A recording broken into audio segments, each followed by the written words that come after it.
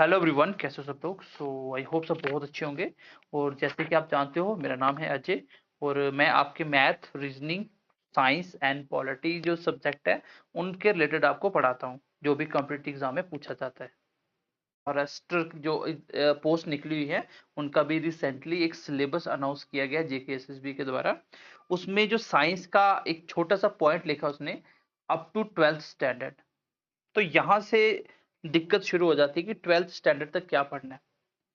हम जितने भी एग्जाम्स के लिए पढ़ते हैं, इवन वो यूपीएससी हो, स्टेट पीसीएस हो और जितने भी जेकेएसएस भी एसएससी या कोई भी एग्जाम कंडक्ट करवाता है, उसमें up to the 10th standard तक साइंस पूछी जाती है जनरली। यहाँ पे आप देख सकते हैं इसका वेटेज कितना है, 32 मार्क्स। बहुत ज्यादा होता है 32। एक बार मैं ओवरऑल सिलेबस बता देता हूँ, देन आफ्टर दैट हम किस पे बात करेंगे, पर्टिकुलर जो हमारा साइंस का सेक्शन रहेगा। We will talk about the science section.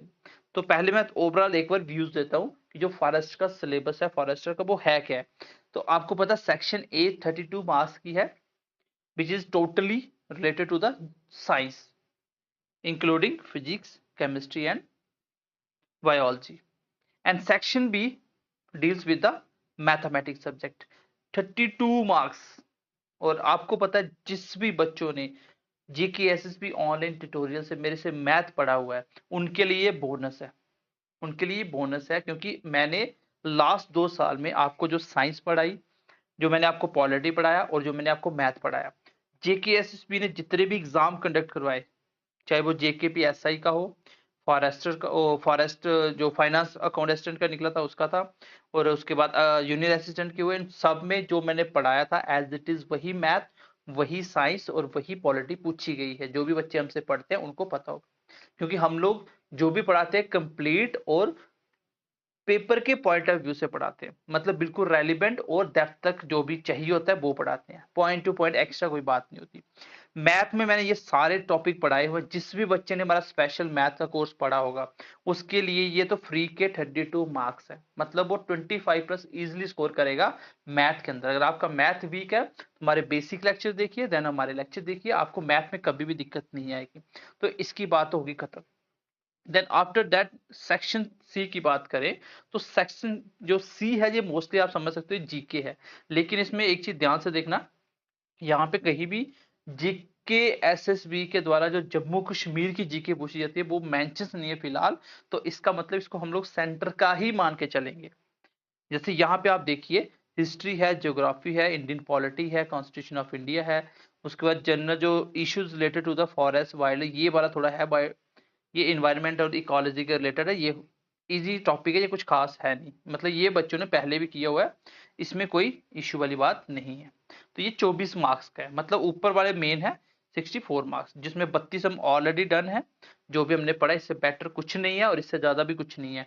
हमने जो पढ़ाया हो उससे बाहर अभी तक ना कोई क्वेश्चन आया है ना ही आएगा, मैथ और साइंस में स्पेशली जो मैंने आपको पढ़ाया हुआ है। उसके बाद अगर बात करेंगे, ये 2 सेक्शन, ये मान सकते हो ये रीजनिंग के रिलेटेड है, तो ये हम बाद में डिटेल में बात करेंगे। ठीक है, मैं आपको रीजनिंग भी पढ़ाया था, तो जो भी बच्चे पढ़ते हैं हमसे उनको पता होता है कि हम किस तरह से चीजों को डिटेल में पढ़ाते हैं। चलिए हम बात करते हैं मेनली जो हमें जिसके ऊपर ये वीडियो बनाना पड़ा, that is section A related to the science. उसमें क्या सिलेबस रहेगा, अप टू 12th स्टैंडर्ड का मतलब क्या है। देखो, अगर मैं बात करूं जनरल सिलेबस जो होता है, पहले मैं उसको बताता हूँ, वो तो रहेगा ही रहेगा। उसके रिलेटेड जो 12th लिखा है इसमें हमें क्या क्या एक्स्ट्रा पढ़ना पड़ेगा, वो मैं आपको इस वीडियो में बताऊंगा। सो चलिए स्टार्ट करते हैं सेक्शन ए के बारे में, इसमें हमें क्या क्या पढ़ना है। Even UPSC, state PCS, JKSSB, railways, SSC, all जितने भी पेपर में साइंस पूछी जाती है उन सब में ये वाले टॉपिक होते हैं जो हम ऑलरेडी पढ़े भी हुए और पढ़ते भी आ रहे हैं। ठीक है, पहले ये जो डायमेंशंस वगैरह हो गए, मोशंस वगैरह हो गया, फिर वर्क एनर्जी पावर्स हो गया, ग्रेविटेशन, ये जो टॉपिक आप देख रहे हो सारे, तो ये सारे टॉपिक किसके रिलेटेड होते हैं, ये फिजिक्स के रिलेटेड टॉपिक है जो हम जनरली हर एग्जाम के लिए पढ़ते हैं। एक तो आपको ये पढ़ना सारा, इसमें बहुत सारी चीजें कॉमन हो जाएंगी। जो 11th 12th का लिखा है वो मैं आपको बताता हूँ। देखो, पहले हम फिजिक्स की बात की, ये जनरल सिलेबस होता है। एंड अगर हम बात करें केमिस्ट्री की, that is the syllabus of chemistry for all competitive exams. देखो, ये सारे टॉपिक होते हैं। और केमिस्ट्री में जो इंपॉर्टेंट चीजें होती हैं वो हम आपको, वैसे भी केमिस्ट्री में जो 4 5 6 टॉपिक आते हैं उसमें सब कुछ, ये छोटे छोटे टॉपिक है, नाम अलग अलग लिख दिया हुआ है, लेकिन वो सब कुछ हम डिटेल में पढ़ा देते हैं। तो ये जनरल सिलेबस रहता है जो हमने आपको फाइनेंस उसके रिलेटेड जब साइंस है उसमें भी पढ़ाया था आपको, तो उसके बिना वैसे और भी एग्जाम है जैसे साइंस है उसमें भी आपको पढ़ाया हुआ है। तो ये सिलेबस बेसिक टॉपिक आप ध्यान से देख लो, ये सारे एसिड बेस वगैरह जो भी कार्बन्स कंपाउंड फ्यूल्स मेटलर्जी वगैरह ये सब कुछ मेटल नॉन मेटल आपको हमने पढ़ाया हुआ है। ये बेसिक सिलेबस होता है हर एक एग्जाम के लिए, ये तो आपको करना ही करना है क्योंकि जनरल साइंस लिखी है और अप टू 12th का मतलब है कि पीछे वाला तो इंक्लूड होगा ही होगा, but you have to include up to 12th level, जो भी सिलेबस रहेगा वो भी आपको इंक्लूड करना पड़ेगा। और जैसे अगर हम बात करें बायोलॉजी की, तो इसमें जो सिलेबस होता है वो मैं आपको ऑलरेडी पढ़ा भी चुका हूँ, थोड़ा सा आइडिया देता हूँ। जैसे हम इसमें सेल के बारे में पढ़ते हैं, फिर हम प्लांट्स और एनिमल्स के कुछ हार्मोन्स वगैरह के बारे में अलग अलग इनके जो इंपॉर्टेंट पॉइंट्स है वो पढ़ते हैं। फिर उसके बाद हम लोग इसमें ब्लड ह्यूमन ब्लड के बारे में पढ़ते हैं। फिर हम लोग इसमें न्यूट्रिशन के बारे में पढ़ते हैं जिसमें हम लोग प्रोटीन कार्बोहाइड्रेट वगैरह और न्यूट्रिशन इन प्लांट्स भी अलग से हम पढ़ते हैं। फिर इसके बाद हम इसमें डाइजेशन पढ़ते हैं, जो इंपॉर्टेंट टॉपिक पूछे जाते हैं मैं वो बता रहा हूँ। फिर हम इसमें अलग अलग डिजीज के बारे में पढ़ते हैं।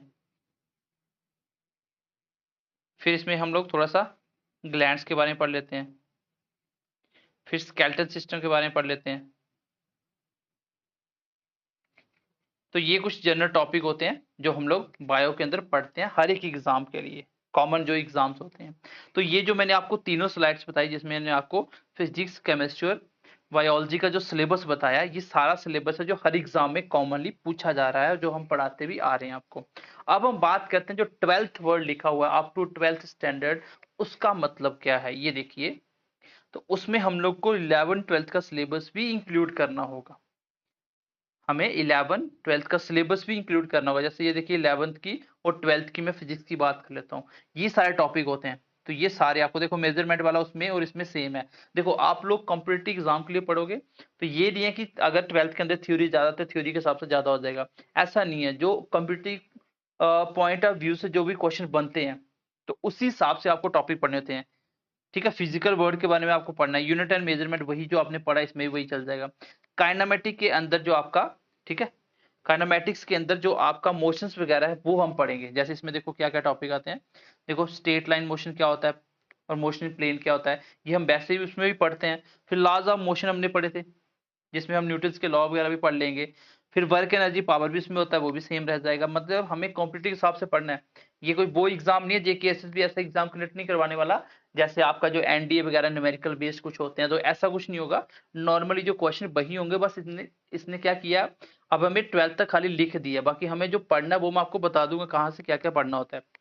अगर आप हमसे पढ़ते हो तो इसकी कोई टेंशन लेने की जरूरत नहीं है, क्योंकि हम जो आपको पढ़ाते हैं उसके बाहर ना तो कुछ आया है अभी तक और ना ही कुछ आएगा। और जो हमसे पढ़ के भी नहीं कर पाएगा वो कहीं से ही पढ़ लो, उतना वो टॉपिक कवर नहीं होगा, क्योंकि हम लोग पॉइंट टू पॉइंट चीजें आपको पढ़ाते हैं। ठीक है, वर्क एनर्जी पावर होगा। फिर आपके बाद आता है motion of system of particles, तो ये थोड़ा सा टॉपिक इसको देखेंगे, रोटेशन ऑफ मोशन वगैरह इसमें आएंगे। फिर ग्रेविटेशन थोड़े से लॉ वगैरह होता है ये देख लेंगे। फिर प्रॉपर्टीज ऑफ बल्क मैटर के बारे में पढ़ेंगे। फिर आगे आपका मैकेनिकल प्रॉपर्टीज ऑफ फ्लूइड्स के बारे में पढ़ेंगे, तो ये हो जाएगा। जैसे विस्कोसिटी वगैरह हम पढ़ते हैं, फ्लूइड्स की डेंसिटी क्या होती है उसके रिलेटेड कुछ बातें होती हैं वो पढ़ेंगे।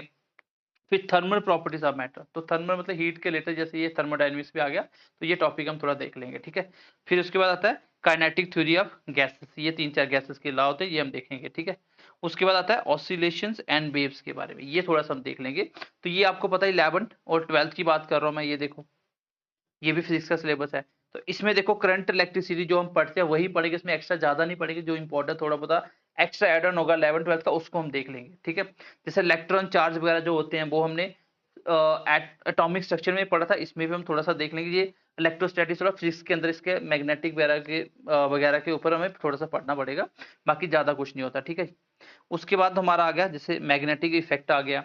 तो मतलब कि कुल मिला के बात ये है, तो ये जो सिलेबस है इसमें 11 12 के आपको टॉपिक के नाम देखने पड़ेंगे। फिर उसके रिलेटेड आपने क्या पढ़ रखा है और क्या चीजें नई हैं वो हम थोड़ा सा देखेंगे। वो हम टॉपिक वाइज जब करेंगे तो साइंस में कोई भी इशू नहीं आएगा, क्योंकि साइंस आपकी 32 मार्क्स की है, इसको पूरा कंप्लीटली मैं ही पढ़ाने वाला हूँ। और जितनी मैं आपको साइंस पढ़ा दूंगा, अगर आप इतना करके चले जाओगे तो आपको एक्स्ट्रा कुछ भी पढ़ने की जरूरत नहीं होगी, क्योंकि मैं आपको एमसीक्यूज भी करवाऊंगा, एमसीक्यूज भी करवाऊंगा, प्लस आपको पहले टॉपिक भी करवाऊंगा, और जो भी प्रैक्टिस होगी वो हम करेंगे। और आपको पता है कि जो हम चीजें पढ़ते हैं, प्रैक्टिस करते हैं, तो उससे ज्यादा कुछ पढ़ना नहीं पड़ता। उसके बाद ये सेम आपका 11th-12th केमिस्ट्री का सिलेबस है, ठीक है, ये आपने देखा भी होगा, थोड़ा सा देख लो, आप गो थ्रू कर लो। हाँ, जो बच्चे आर्ट्स या दूसरी स्ट्रीम से हैं उनका तो फॉर्म अप्लाई हुआ ही नहीं था, क्योंकि फॉरेस्टर के अंदर आपका physics chemistry I think specially मांगा हुआ था शायद।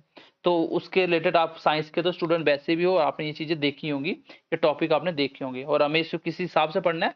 हमें इस बार इसको कॉम्पिटिटिव एग्जाम के पॉइंट ऑफ व्यू से पढ़ना होता है। इसमें देखो ये सारी ऑर्गेनिक केमिस्ट्री वगैरह पेपर में नहीं आती है, ठीक है, ये नहीं आती है, लेकिन हमें क्या क्या पढ़ना वो हम आपको बताएंगे।